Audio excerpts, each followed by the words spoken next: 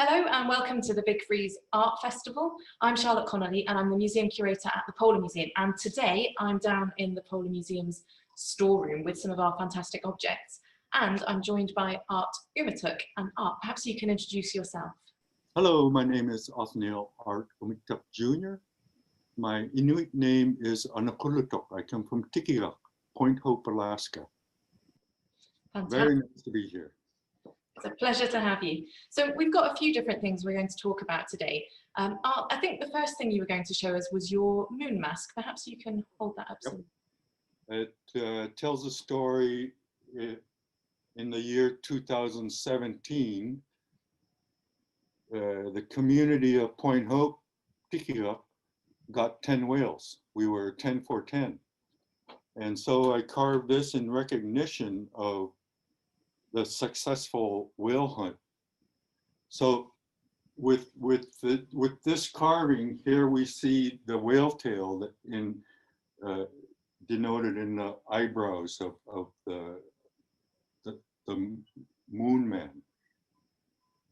And then I don't know if you can really see it, maybe here. Right through here, you see the rings of the tree. This is an alder, by the way. And it's a bowl, a kata, a mask that's also a bowl that can receive from the moon the whales that were caught for that season, 2017, Point Hope. I think it's on record though. And you were telling me that the different age rings from the woods represent the whales, the future whales being sent from the moon, is that right? The story of the moon man is that the moon will send the spirit of the whale to the people if it's asked for correctly. So, and this is the kata that would hold the water from the freshwater lake. So you use that to make your offering, and hopefully your. So water is life as well. Yeah. So we can't forget that. And I think you've got another whale-related artwork behind you as well. Is that right? Behind me is titled "From the Umbilical Born of the Earth." So Tunanigara, the first harpooner, or the first one to harpoon a whale in our old stories. This is my interpretation.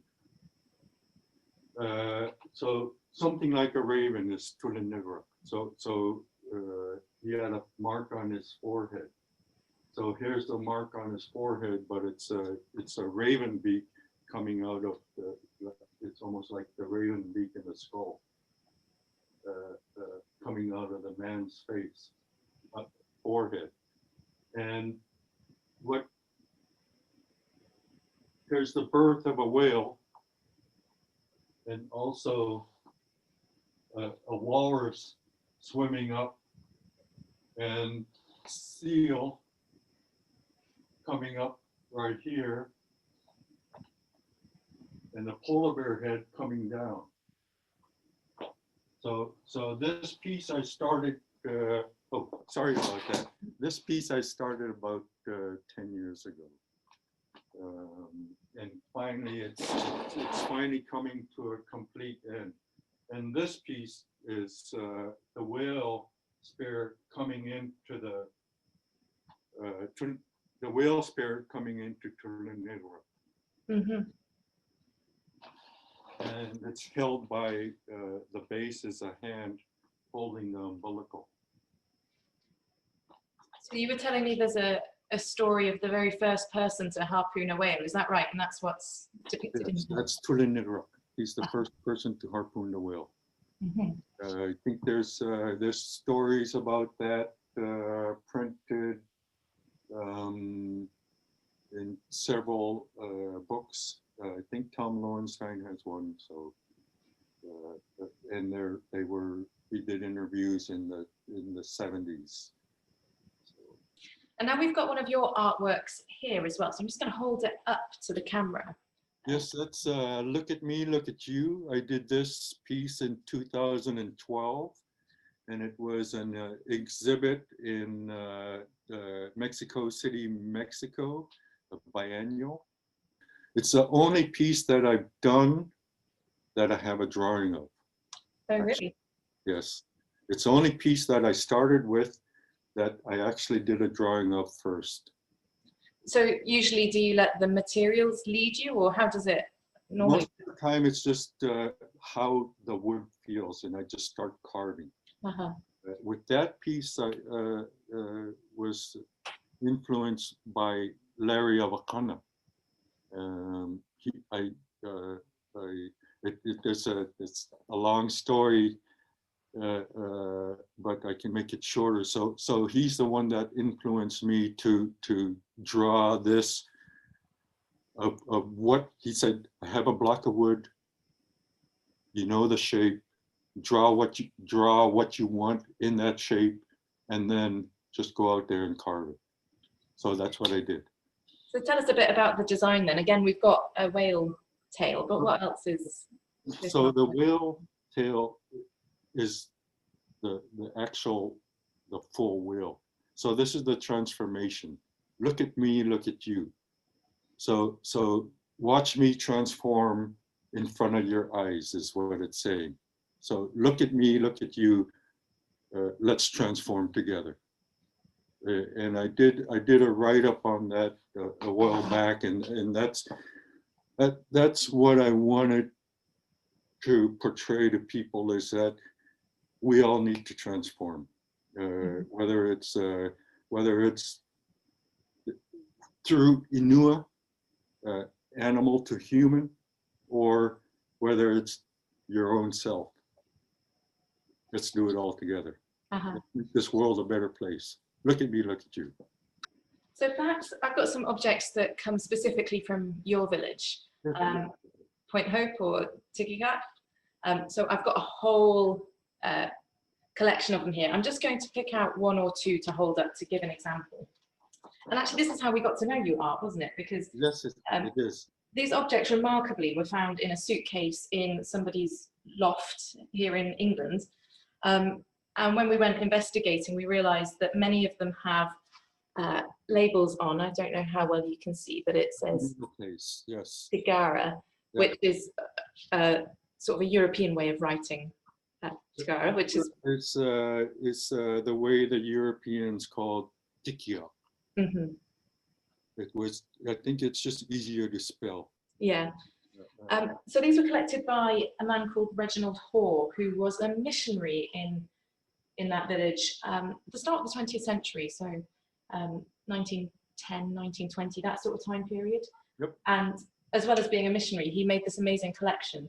And so when they were offered to the museum, we knew that we couldn't just take it without investigating further. So we got involved, in touch with various people in Alaska, and that's how we ended up meeting Art, who came and had a look at some of these objects with us.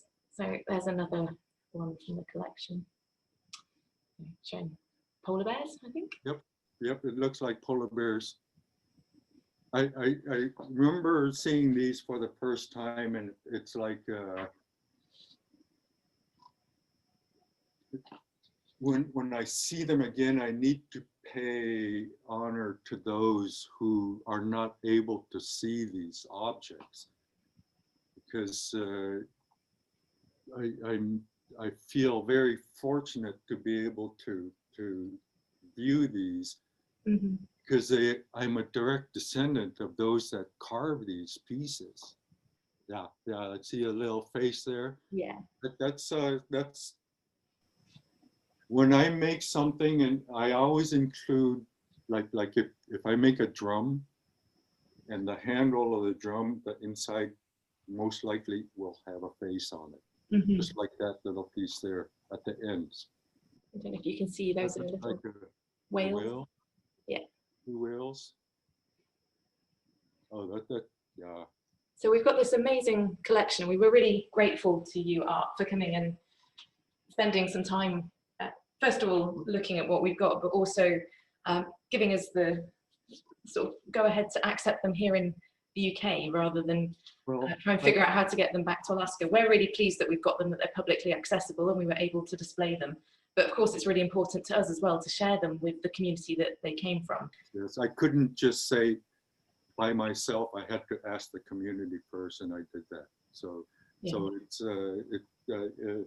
if there's any way that I can share this experience or have some of my the younger generation come and view these in the future, it would be so fantastic for this to be able to continue the continuation of a mindset, a way of thinking that we're still here. That people in the Arctic, I mean, you're still living in the Arctic, your traditions are still very much alive, they've not disappeared. Yeah. And your artwork helps to honor those traditions as well as the kind of things that we have in museums here as well. Even though that we have been almost assimilated to the Western culture, there are still some of us that believe in the ways of the ancestors, mm-hmm. the mind thoughts, the way to try to exist with nature and with the tools of to help us remember these events that are marked in the objects of time, because since the beginning of time, since the beginning of my culture, the Inuit culture, mm-hmm. and for me it's an honor because I learn from this. I learned more about who I am as Inuit, because I was almost to the point of being fully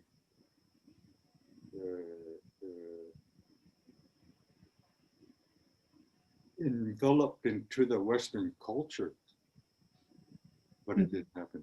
I resisted. I kept with my artwork. My grandmother, she always reminded us to remember that Eskimo is it's not really derogatory, but it doesn't explain who we are as people. Mm-hmm. When I tell myself that I'm Inuit, when I tell myself, if I say I'm Eskimo, it means to me that I eat raw meat.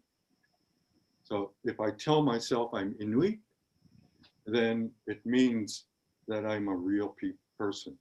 Mm-hmm. I belong to the real world.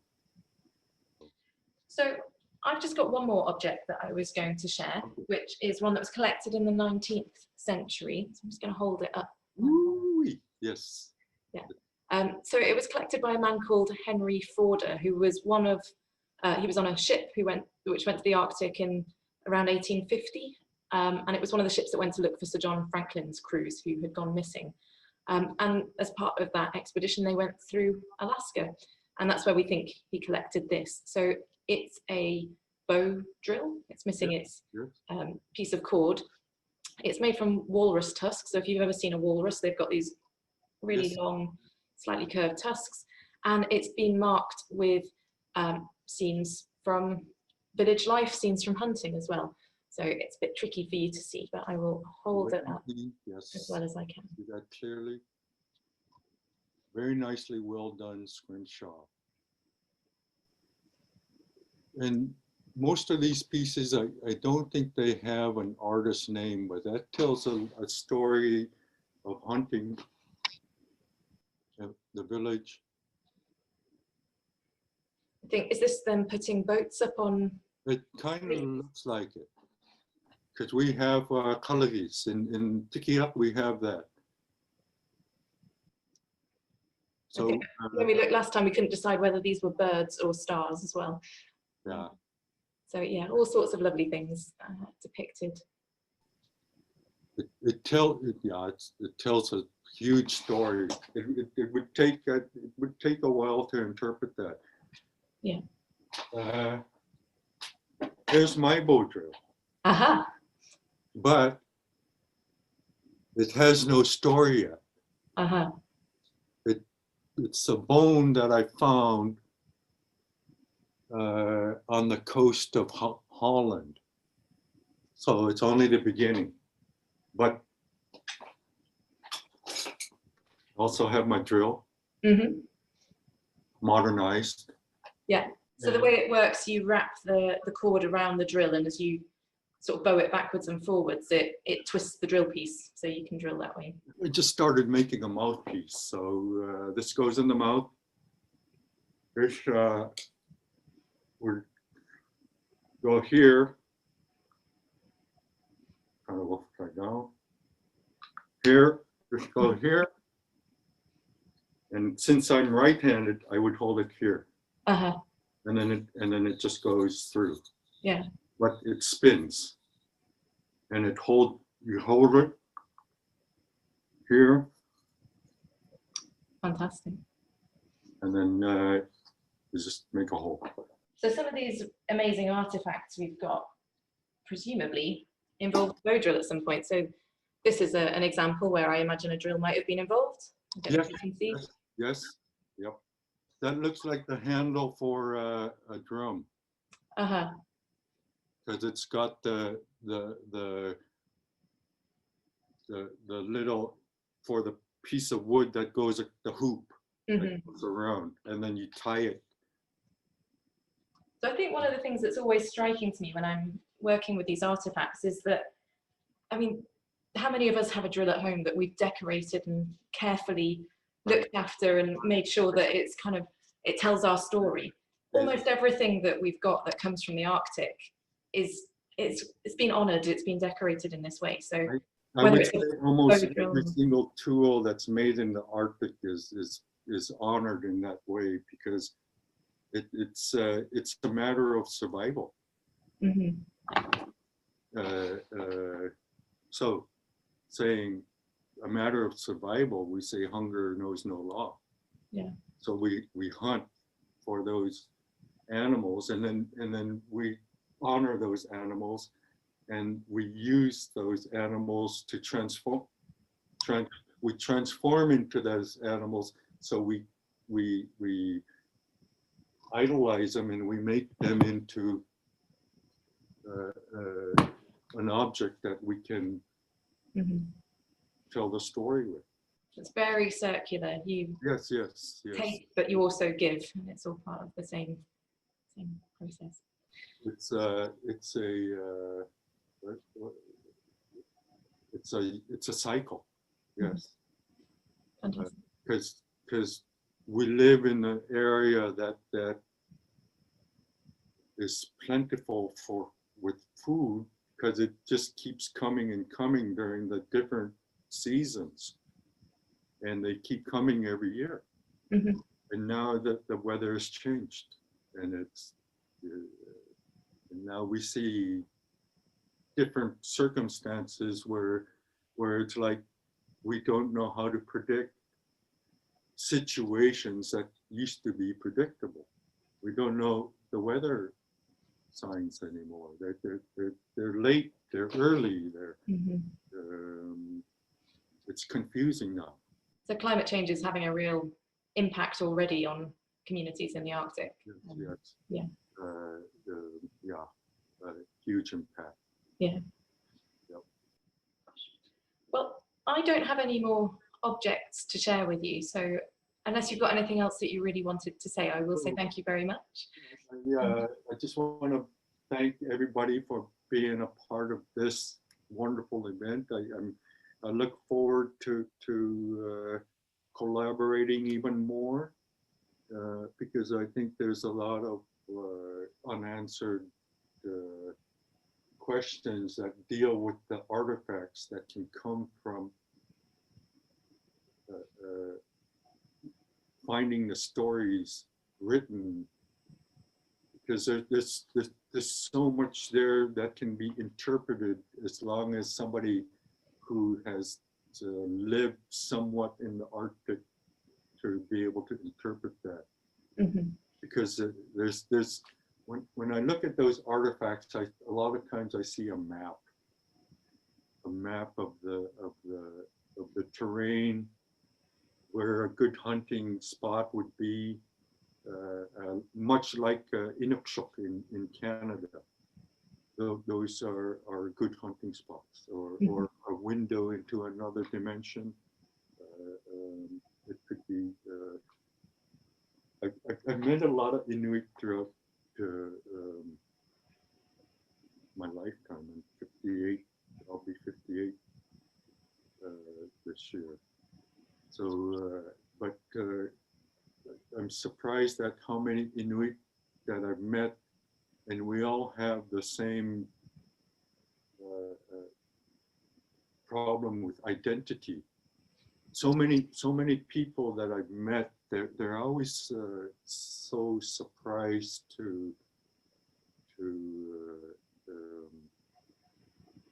they're always surprised to realize that when they realize that I can speak English so well. Mm-hmm. Because it's like, yeah, I'm Inuit.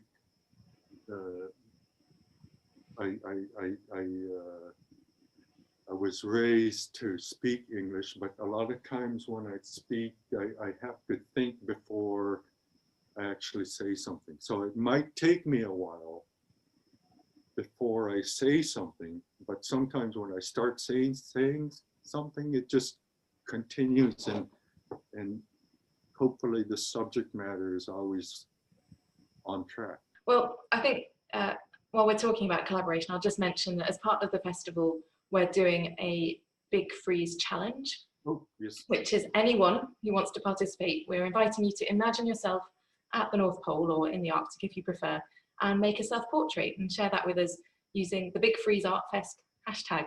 So we'll look forward to seeing everybody's contributions. I think you've already got one that you've made. I do have, do you want to see it? My self-portrait.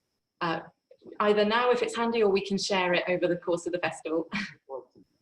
So I did this piece, it's based on a photograph that Ellis took, but it also looks like it could be a setting in the Arctic of a sunset or sunrise on a ship, mm-hmm. like a captain or one of the first liaison. Is that how you say it? Liaison. Mm-hmm. The first Inuit contact with the Western culture on the ship. So that would be Chief Atangora. So in the first few days, but this is my self-portrait, and it kind of looks like I could be part of that first exploration, 1826, going on the ship. Uh-huh. This is the self-portrait. Oh, very good. Fantastic. Like I'm looking over the horizon. You look very serious. What are these guys? What do these guys want? Yeah. I'm sure that was exactly what was going through people's minds when first people that they didn't recognize started arriving. From the indigenous point of view, the first contact. Uh-huh. Who are these people and where do they come from? So that's my self-portrait. Brilliant. Thank you very much. And we'll look forward to sharing everyone else's as well and seeing how they compare. So I'm going to leave it there. Thank you so much, Art, for taking the time to do this interview with us. It's been a real pleasure, and yeah, I'm looking forward to working together more in the future as well. Yes. Thank you. Bye.